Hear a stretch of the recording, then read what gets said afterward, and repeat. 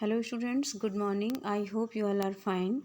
Students, your chapter At Least a Fish is completed now, and now I am going to show you the word meaning and question answers of this chapter, and you will do it in your notebook, English reader notebook. Okay, and after that when you will complete word meaning and question answer, then you will do the exercises of the book.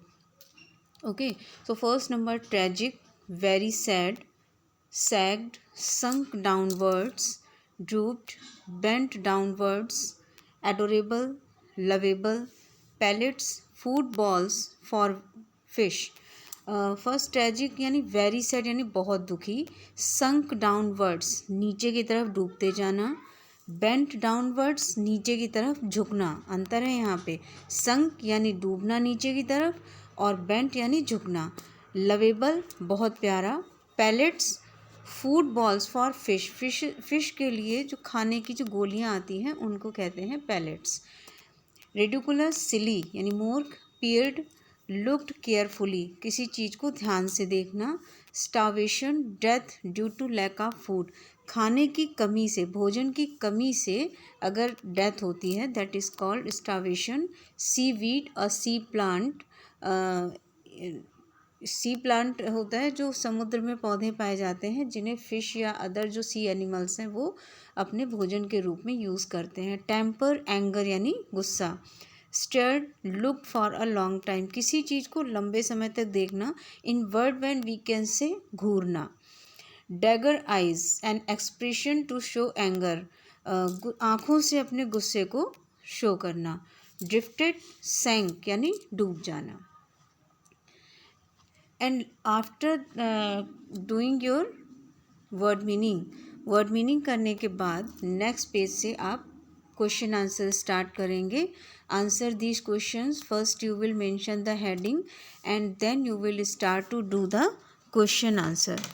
Okay, so question number 1, where did Anna learn about the dogs available for adoption. ये आपका थोड़ा सा या word missing है. ये है about the dogs, DOGS.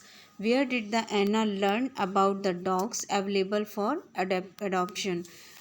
एना को dogs के एडॉप्शन की जानकारी कहाँ से मिली थी, कहाँ से उसको पता चला था कि यहाँ पर डॉग्स अवेलेबल हैं एडॉप्ट करने के लिए. Anna learn about the dogs adoption in the young reader section of the newspaper. Anna को न्यूज़पेपर के कॉलम यंग रीडर सेक्शन से डॉग्स के एडॉप्शन की जानकारी मिली थी. Question number 2, why did the family end up eating noodles. Family ने noodles पे एंड अप क्यों किया था, मतलब फैमिली जो है भोजन में अपने नूडल्स को ही क्यों यूज़ करती थी. Because she didn't get home in time to let in the cook, क्योंकि उनको घर पे भोजन बनाने के लिए समय नहीं मिलता था, खाना बनाने के लिए वो समय पर नहीं होते थे. Question number 3, Anna got a pet but she was not too happy with it.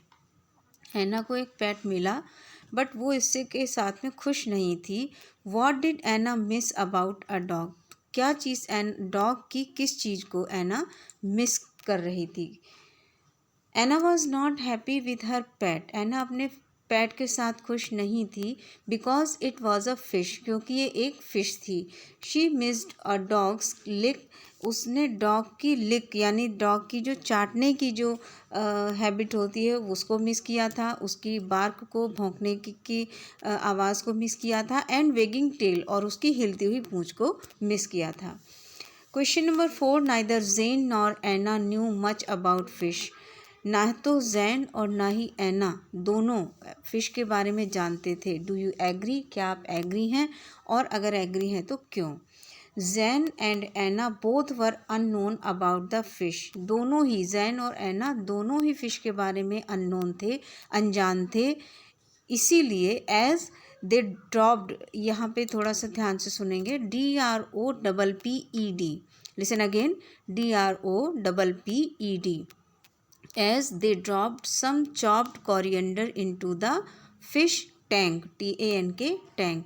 इन्होंने क्या किया था, पैलेट्स के एब्सेंस में, पैलेट्स इनके पास अवेलेबल नहीं थे, तो इन्होंने फ्रिज में से सीवीड की जगह इनको सीवीड देना था, सीवीड इनके पास अवेलेबल नहीं होना था, तो इन्होंने सीवीड की जगह कोरिएंडर को महीन महीन कट करके और फिश के टैंक में डाल दिया था।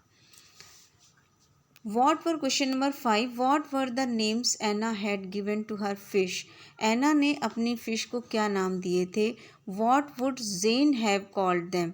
और जेन अगर उसके पास फिश होती तो वो क्या नाम देता? Why और क्यों? The names Anna had given to her fish were, एना ने अपने फ़िश को जो नेम दिए थे वो थे Socrates, SOCRATES, Plato and Aristotle.